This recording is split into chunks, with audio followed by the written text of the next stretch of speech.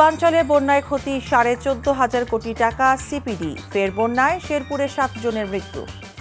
July August ছাত্র জনতা অভ্যুত্থানে নিহত শিশুর সংখ্যা 105। মহিলা ও শিশু বিষয়ক উপদেষ্টা। পূজায় নাশকতার কোনো শঙ্কা নেই, নিরাপত্তায় সর্বক্ষণ প্রহরায় থাকছে সশস্ত্র বাহিনীর সদস্যরা। স্বরাষ্ট্র উপদেষ্টা। বাংলাদেশে আসছেন ব্রাজিল ফুটবল তারকা নেইমার জুনিয়র। ভক্তদের মুখোমুখি হবার নানা পরিকল্পনা।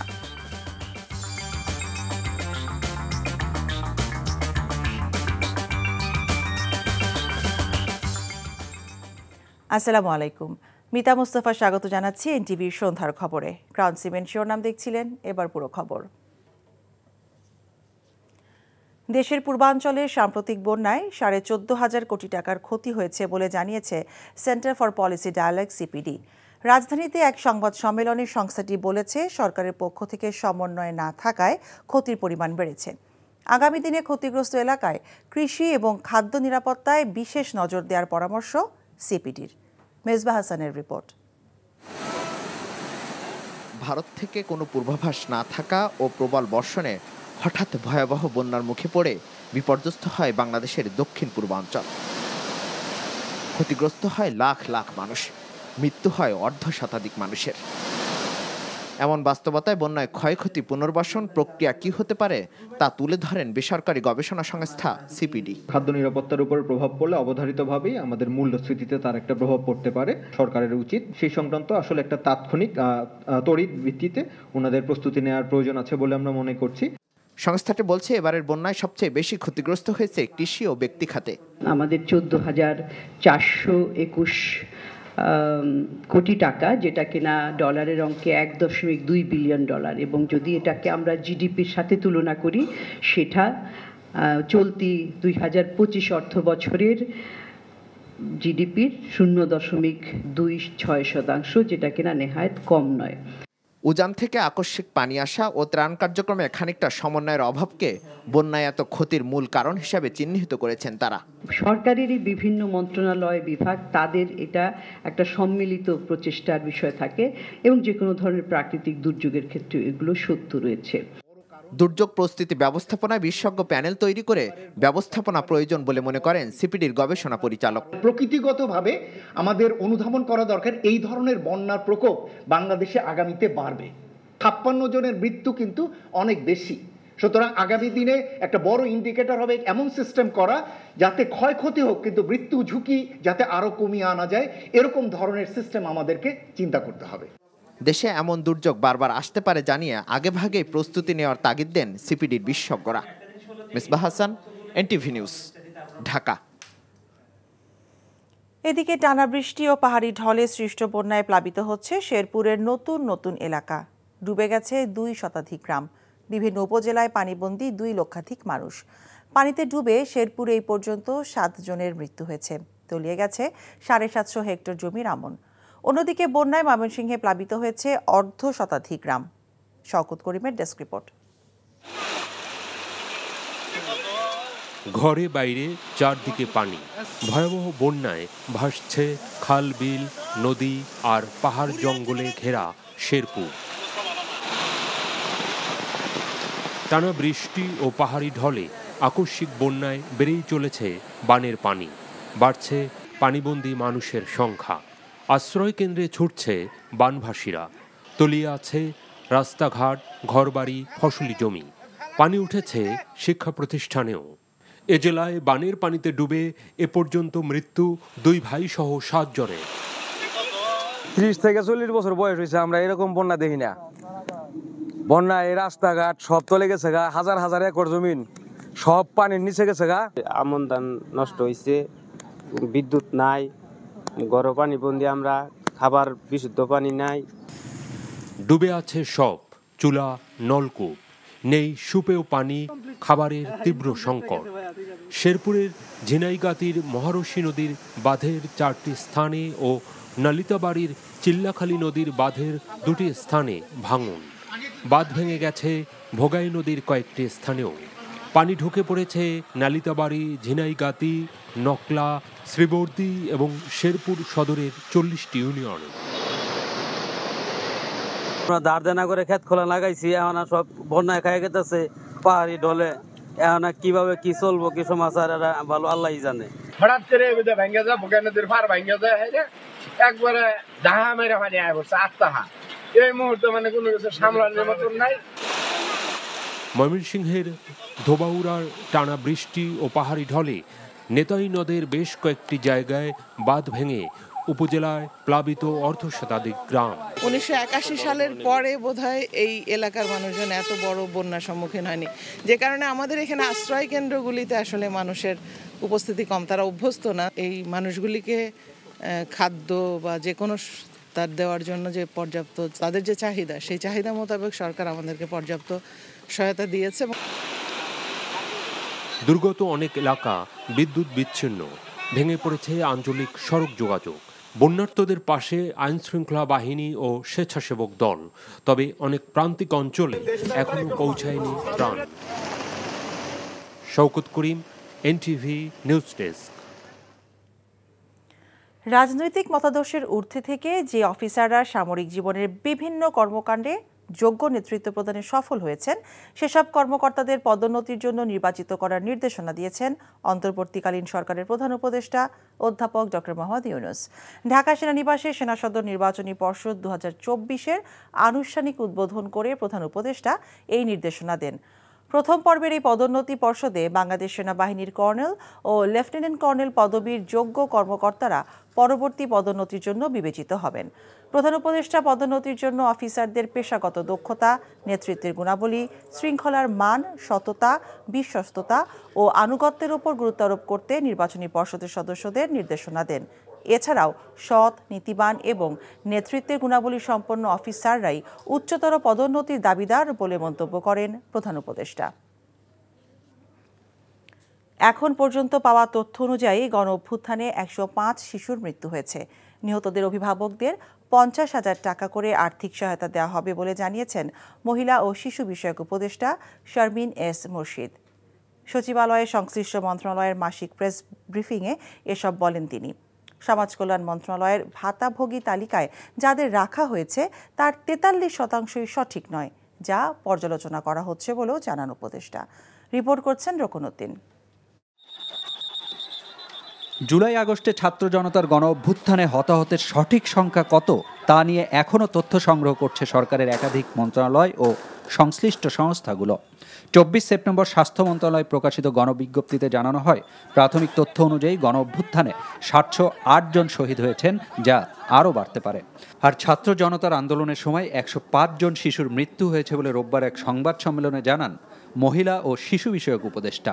105 জনকে আমরা কালকে 50,000 করে টাকা দেব এবং শিশু দিবস শিশু দিবস উপলক্ষে এবং একটা মান কতজন শিশু এই ঘটনায় মারা গিয়েছে? স্বাস্থ্য সেবা নিয়ে আসছি 105 জন, টোটাল কি একদম ফাইনাল করেছে ওরা 105 জন। তারপরেও আমি বলবো, আপনারা মাথায় রাখবেন যে তারপরেও আমরা হয়তো এই সংখ্যাটা পাল্টাবে যখন আমরা আরও তথ্য পাবো। সমাজসেবা কার্যালয় এবং উপজেলা রোগী কল্যাণ সমিতির মাধ্যমে বৈষম্য বিরোধী আন্দোলনে আহত শিক্ষার্থী জনতাকে মোট 82,74,798 টাকার সেবা প্রদান করা হয়েছে। সব সরকারি প্রতিষ্ঠানে ডে কেয়ার স্থাপনের সিদ্ধান্ত হয়েছে জানিয়ে বেসরকারি প্রতিষ্ঠানেও স্থাপনের আহ্বান জানান উপদেষ্টা। এছাড়া বয়স্ক, দুস্থ সহ সমাজ কল্যাণ মন্ত্রণালয়ের পক্ষ থেকে যেসব ভাতা দেয়া হয় তার 43% ভুল মানুষের কাছে যাচ্ছে, যা পর্যালোচনা করা হচ্ছে বলেও জানান উপদেষ্টা। 43% ইনক্লুশনে ত্রুটি, অর্থাৎ আমি কাকে ইনক্লুড করলাম, যারা ইনক্লুড হয়েছে তারা আসলে হওয়ার উপযুক্ত না। রাইট, জলদি করে শুধু দিয়ে দিলে হবে না, আমি কেমন করে দিচ্ছি, কি সিস্টেমে দিচ্ছি, যাকে দেওয়া উচিত সে পাচ্ছে কিনা, এই 3টা প্রশ্নের জবাব আমার কাছে একেবারে পরিষ্কার হতে হবে। এবং সেখানে যদি কি বলে অস্বচ্ছতা থাকে তাহলে আমি এটা দিতে পারবো না। সংস্কারের পরই দেশে নির্বাচন হবে, তবে কখন নির্বাচন হবে ও কোনো রাজনৈতিক দলের জন্য নিষেধাজ্ঞা থাকবে কিনা তা নিয়ে কোনো আলোচনা হয়নি বলেও এক প্রশ্নের জবাবে জানান শারমিন এস মুর্শিদ। সংস্কার হবে না, নির্বাচন হবে, সেই নির্বাচন নিতে পারবেন তো। রকুনউদ্দিন, এনটিভি নিউজ, ঢাকা। আসন্ন দুর্গাপূজাকে ঘিরে নাশকতার কোনো শঙ্কা নেই। পূজা উদযাপন নির্বিঘ্ন করতে সব ধরনের ব্যবস্থা নেওয়া হয়েছে বলে জানিয়েছেন স্বরাষ্ট্র উপদেষ্টা অবসরপ্রাপ্ত লেফটেন্যান্ট জেনারেল জাহাঙ্গীর আলম। একই সঙ্গে তিনি জানিয়েছেন, নিরাপত্তায় সার্বক্ষণিক পাহারায় থাকবে সশস্ত্র বাহিনীর সদস্যরা। নাহিদ প্রিন্সকে সাথে নিয়ে রিপোর্টে জানাচ্ছেন মুকসিমুল হাসান। দরজায় কড়া নাড়ছে বাঙালি সনাতন ধর্মাবলম্বীদের সবচেয়ে বড় উৎসব শারদীয় দুর্গাপূজা। উৎসবকে কেন্দ্র করে রাজধানী সহ সারা দেশের পূজা মণ্ডপগুলোতে চলছে শেষ মুহূর্তের প্রস্তুতি।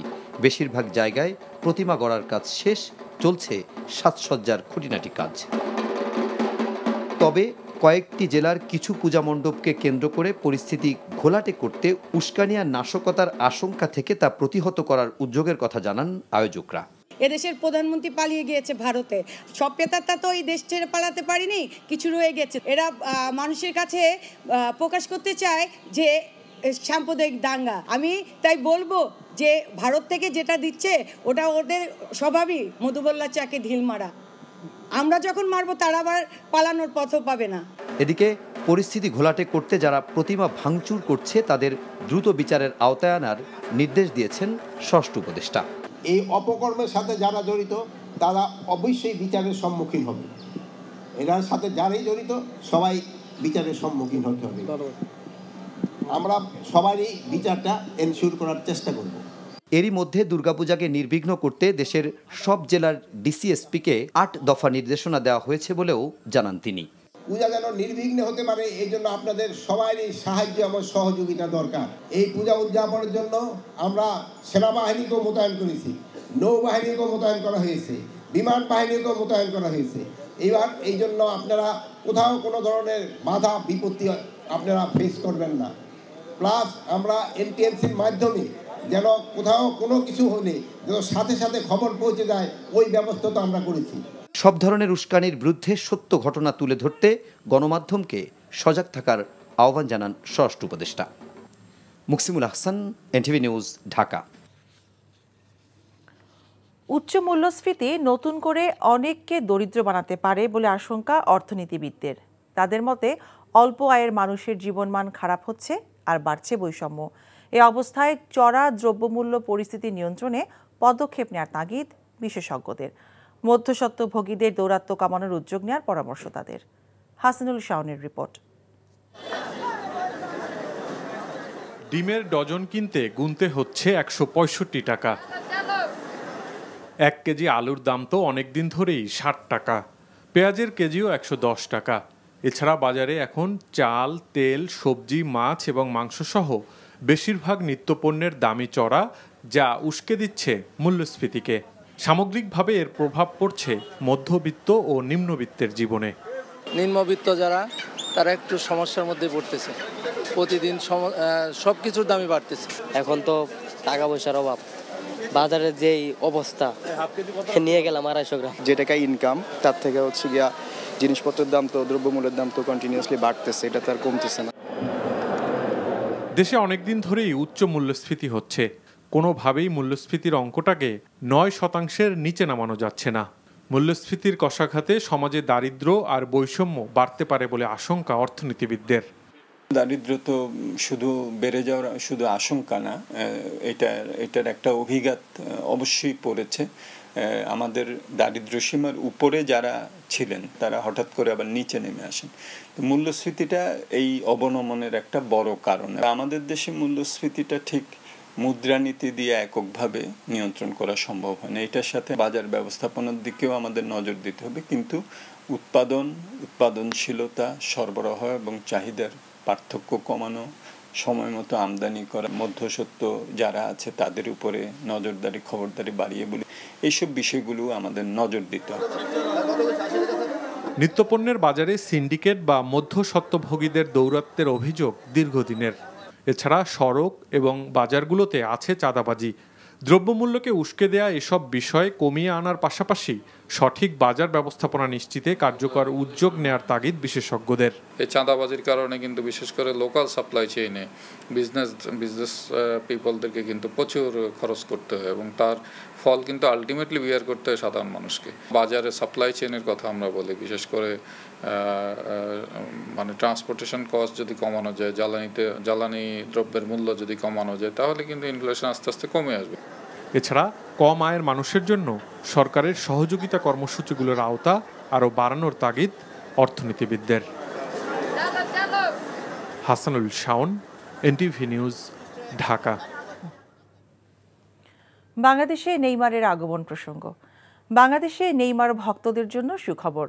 সব ঠিক থাকলে আগামী বছরের শুরুতেই ঢাকায় পা রাখতে পারেন ব্রাজিলের এই সুপারস্টার। এনটিভিকে বিষয়টি নিশ্চিত করেছেন নেইমারের পারিবারিক বন্ধু রবিন মিয়া।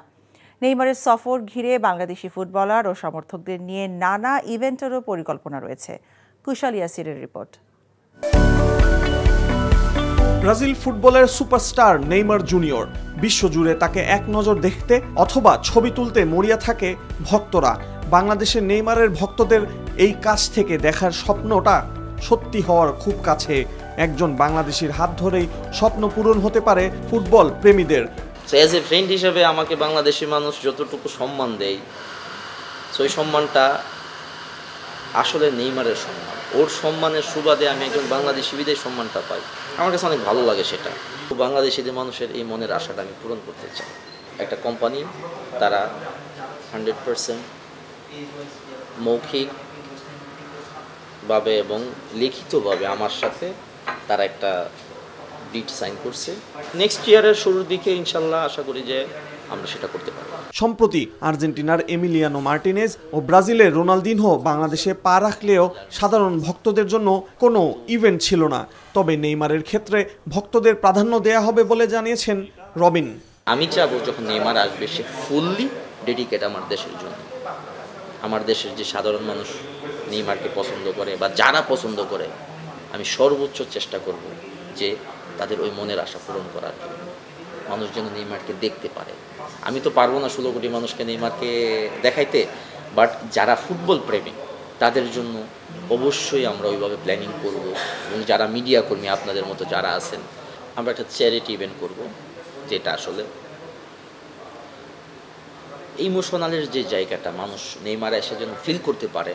আমি আমার ইচ্ছা থেকে আমি চাবো যে ওর one of the best world trip হইতে হবে বাংলাদেশ। ভৈরবে বেড়ে ওঠা এই তরুণ জীবিকার তাগিদে পাড়িয়ে জমিয়েছিলেন ল্যাটিনের দেশ প্যারাগুয়েতে। সেখানেই নিজের পছন্দের খেলোয়াড় নেইমারকে দেখার জন্য তারই এক সতীর্থের মাধ্যমে চেষ্টা চালান। এক পর্যায়ে সফল হন। সময়ের সঙ্গে হয়ে ওঠেন নেইমারের বাবাসহ পরিবারের সবার ঘনিষ্ঠজন। কথা আছে না যে আপনার যখন খিদা থাকবে আপনি কোনো না কোনোভাবে খাবার খুঁজেই নেবেন। আমার মধ্যে একটা খিদা ছিল। তখন গিয়ে দেখি যে আমার একটা ফ্রেন্ড, ও ফাইন্যান্সের কাজ করে একটা কোম্পানিতে। ও বলতেছে আমি তো জোয়ানকে চিনি।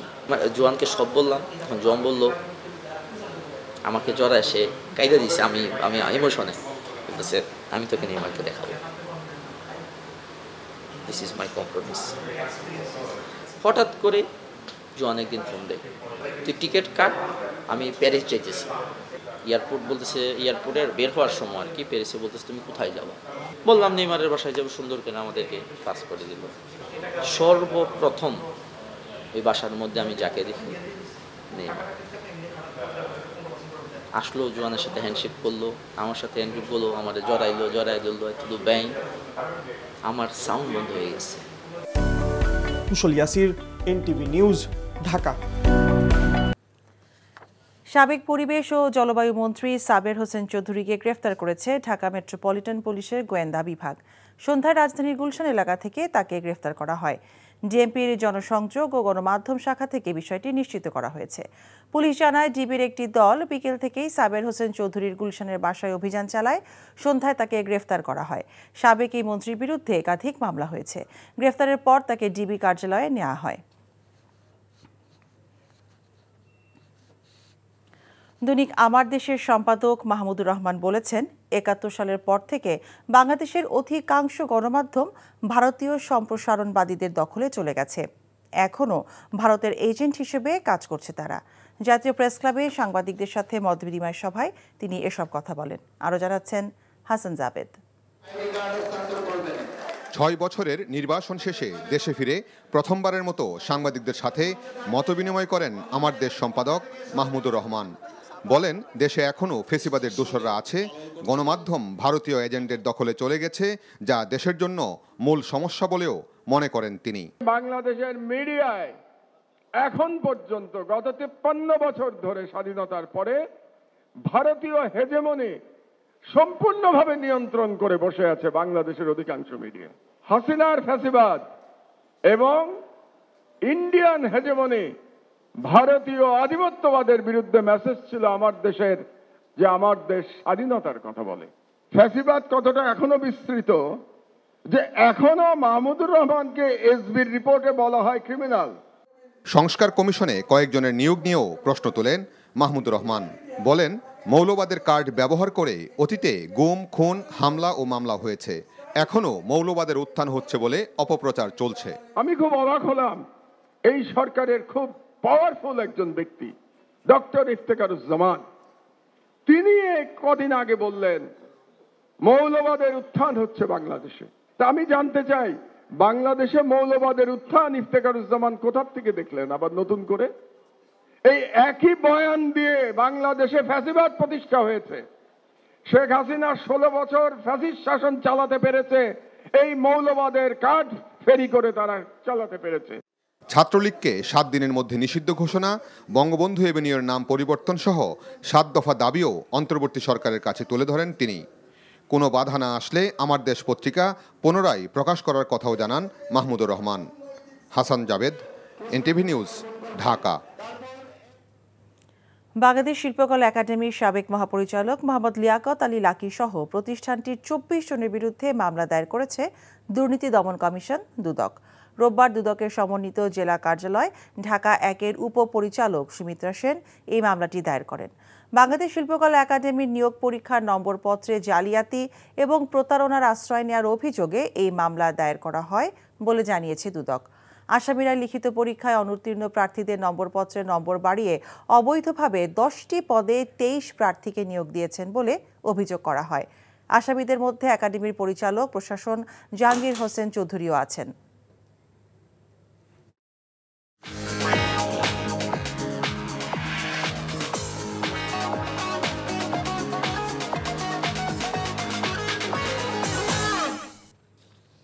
নগদ নিবেদিত অর্থনীতির খবর।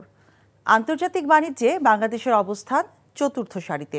বাংলাদেশের স্কোর 100-র মধ্যে 54 পয়েন্ট, যার মানে আন্তর্জাতিক বাণিজ্যের ক্ষেত্রে বাংলাদেশ ভালো অবস্থায় নেই। বিশ্বব্যাংকের নতুন প্রতিবেদনে এমনটা বলা হয়েছে। এর অর্থ হলো আন্তর্জাতিক বাণিজ্যের জন্য প্রয়োজনীয় আইন, সরকারি সেবা এবং পরিচালনাগত সমস্যা আছে। সে কারণে বিদেশি বিনিয়োগকারীরা যেমন বাংলাদেশে আসতে খুব একটা আগ্রহ দেখান না, তেমনি বাংলাদেশের রপ্তানি বাণিজ্যেও গতি আসে না।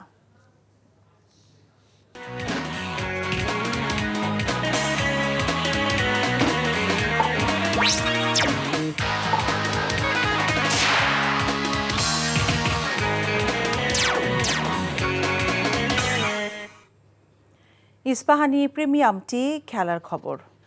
গোয়ালিয়রে আছেন আমাদের সিনিয়র করেসপন্ডেন্ট মমিনুর রিপন। আমরা সরাসরি যাচ্ছি তার কাছে। রিপন, একমাত্র পাওয়ার প্লেতে বাংলাদেশের ব্যাটিং তো আসলে আশানুরূপ হলো না, তো কি মনে হয়েছে? উইকেটের কি গতি খুব বেশি ছিল? আপনি কি মনে করছেন আমাদেরকে জানাবেন।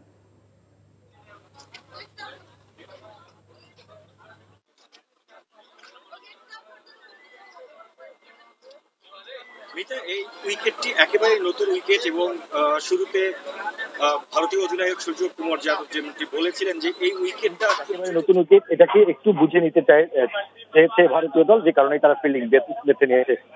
বাংলাদেশ দল ভারতীয় এই দলটার থেকে বেশি অভিজ্ঞ হলেও সেই অভিজ্ঞতাটা কিন্তু বাংলাদেশ কাজে লাগাতে পারেনি। অর্থাৎ নতুন উইকেট একটু দেখে শুনে খেলে আস্তে আস্তে স্ট্রাইক রেটটা বাড়ানোর যে নীতিটা, সেটার থেকে কিন্তু বাংলাদেশ বেরিয়ে গেছে, যে কারণে বাংলাদেশ খুব দ্রুত রান তোলার যে তাগাদা, সেই তাগাদা থেকে কিন্তু শুরুতেই 14 রানের মধ্যে 2 ওপেনারকে হারিয়েছে। এরপর অধিনায়ক শান্ত ও হৃদয় 26 রানের পার্টনারশিপ করে মোটামুটি ধাক্কাটা সামাল দিচ্ছিলেন, কিন্তু এরপরে আবার ধরা উইকেট হারিয়ে কিন্তু বাংলাদেশ বড় বিপর্যয়ে পড়েছে। এখন বাংলাদেশের যেটা আসলে করা প্রয়োজন, একটু স্ট্রাইক করে 1-2 নিয়ে যদি বাংলাদেশ যতক্ষণ ইনিংসটাকে বড় করতে পারে, কারণ শেষের দিকে কিন্তু রিশাদ ভালো ম্যাচ চালাতে, মিরাজ আছে, সেই জায়গাটাতে বাংলাদেশে একটা মোটামুটি লড়াই করার মতো ক্ষতি করা সম্ভব যদি এই মাঝের ওভারগুলো করে 1-2 দিয়ে সেক্ষেত্রে হয়তো বাংলাদেশ একটা লড়াইয়ের গড়ে তুলতে পারে। মিতা, গোয়ালিয়র থেকে জানছিলাম খেলার সবশেষ খবর শেষ করছি। যাবার আগে ক্রাউন 7 শিরোনামগুলো আরও একবার। পূর্বাঞ্চলে বন্যায় ক্ষতি 14,500 কোটি টাকা সিপিডি, ফের বন্যায় শেরপুরে 7 জনের মৃত্যু। জুলাই আগস্ট ছাত্র জনতা অভ্যুত্থানে নিহত শিশুর সংখ্যা 105, মহিলা ও শিশু বিষয়ক উপদেষ্টা। পূজায় নাশকতার কোনো শঙ্কা নেই, নিরাপত্তায় সর্বক্ষণ প্রহরায় থাকছে সশস্ত্র বাহিনীর সদস্যরা, স্বরাষ্ট্র উপদেষ্টা। বাংলাদেশে আসছেন ব্রাজিল ফুটবল তারকা নেইমার জুনিয়র, ভক্তদের মুখোমুখি হবার নানা পরিকল্পনা। এই ছিল সন্ধ্যার খবরে। এই খবরের ভিডিও সহ আপডেট জানতে ভিজিট করুন এনটিভি অনলাইন www.ntvbda.com। এছাড়াও এনটিভি জনপ্রিয় সব অনুষ্ঠান ও খবরের আপডেট জানতে ভিজিট করুন আমাদের ইউটিউব ও ভেরিফাইড ফেসবুক পেজ। রাত 10:30টায় রাতের খবর দেখার আমন্ত্রণ রইল। সবাইকে ধন্যবাদ।